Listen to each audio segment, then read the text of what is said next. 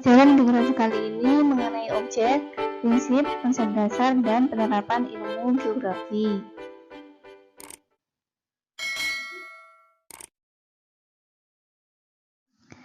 Objek geografi dibagi menjadi dua, yaitu objek material meliputi letak dan gejala atau fenomena yang terdapat dan terjadi di geosfer.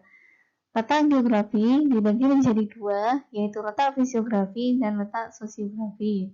Letak fisiografi meliputi letak astronomis, maritim, klimatologi, dan geomorfologi. Sedangkan letak sosiografi meliputi letak sosial, ekonomi, budaya, maupun politik.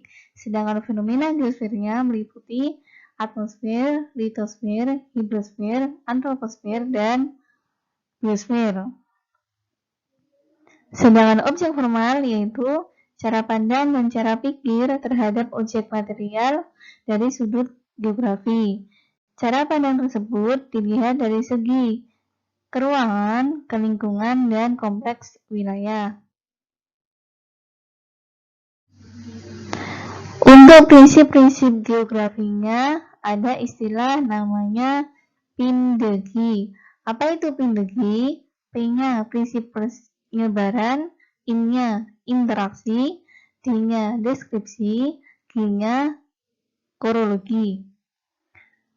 Prinsip penyebaran dianut karena adanya persebaran fenomena geosfer yang tidak merata di muka bumi.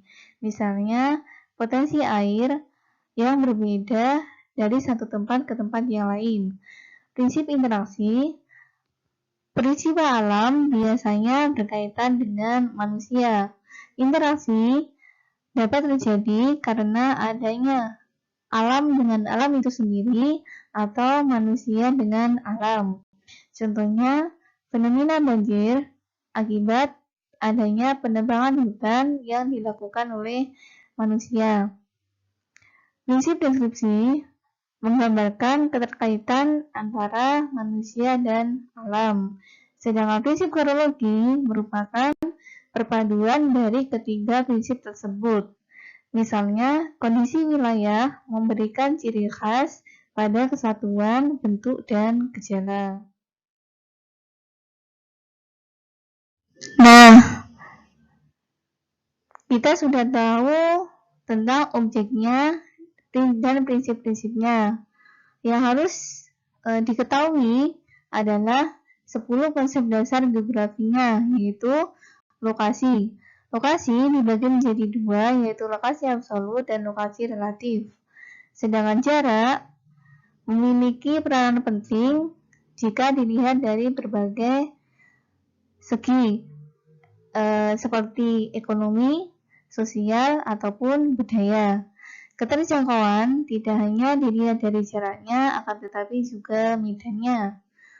Pola berkaitan dengan susunan, bentuk, dan persebarannya. Contohnya, pola pemukiman penduduk di daerah A dengan di daerah B.